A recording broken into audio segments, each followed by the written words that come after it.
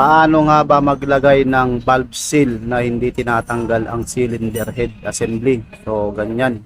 Maraming punas yung kailangan. Takpan mo ang mga butas para hindi mahulog yung mga lock ng balbula.